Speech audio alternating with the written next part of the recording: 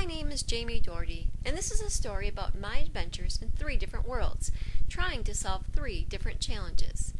Okay, maybe they weren't exactly different worlds, but it felt like it at times. I journeyed through a synchronous chat with one partner who wasn't even in the same country as me, through a slow-moving asynchronous chat, and finally a fast-paced face-to-face meeting. So join me and see how my partners and I went from these simple supplies to these grand structures.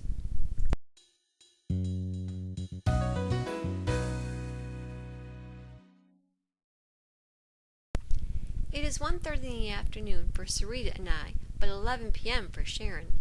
I have my supplies ready, and I'm excited about our first online collaborative challenge. It only took us 13 emails to get to this point. So where to begin? Well, we decided to each describe a possible design, and then we would start building. We soon realized that we were each building different things. Then we decided to each try building our own structure and report back the height of the tower. As a group, we would then build whichever tower was the tallest. I started with a triangular base, but soon started feeling lonely in my building process. Apparently I wasn't the only one, because within 15 minutes we each were returning to the chat, discussing our desire to have an extra set of hands or swap rubber bands. My tower grew, but oh, was it difficult to build with snapping rubber bands and bending structures. I finally finished my tower. All 20 pencils were used and it was still standing. I was so excited. My tower reached almost 31 inches. It was time to report back to the group. It only took 20 minutes of me describing my tower while Sarita and Sharon built. It wasn't as difficult to describe as I'd imagined. I did find myself using descriptive words like teepee style.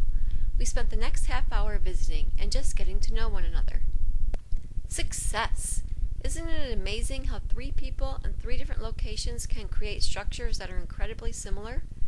The article Presence in Cyberspace discusses how we attain and experience presence online. In the synchronous chat, I definitely felt the presence of my partners because we could have a real-time conversation, and I felt I was able to gain an understanding of their personalities through the humor that each of them used. However, even with the ease of conversation, there was still the emptiness of not having your partner physically present to help hold pencils or to sacrifice their fingers to the snapping rubber bands for a while. Well, hold on, it's time for the next adventure.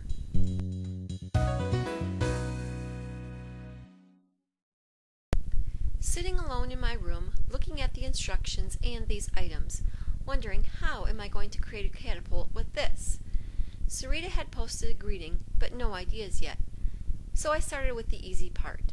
I need something that would hold a ping pong ball and launch it. Now a base to attach the launcher to. This log cabin style base should work, shouldn't it? Put it all together and launch it. What a disappointment! Only 11.6 inches. The next time I checked out the chat, Sarita had come up with a new idea. She was now averaging 70 to 90 inches. I was on my way to a new design. Ready with my new launcher, attached to Sarita's base design, I was having great success, with launches that range from 94 inches to 120 inches. One last design attempt. I thought that increasing the length of the launching arm, I would be able to launch farther. This was a flop. It only averaged 34 inches. Again, considering the information provided in the article Presence in Cyberspace, I had difficult staying engaged in this activity, and I think it was primarily because I seldom experienced a sense of presence. Only during the brief moments when I was reading Sarita's posts or writing my own posts did I feel a sense of having a partner. The one positive thing about asynchronous activities is that each person can work at her own convenience. Well, time to move on to the final adventure. This one involves a raw egg, so you know it's going to be exciting.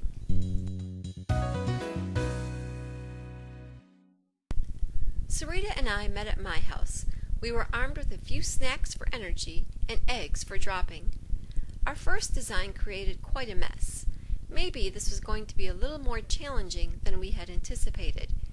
We made several designs and sacrificed 4 more eggs before we came up with this design. Inside, the egg is wrapped in 2 pieces of paper, as if it were a present.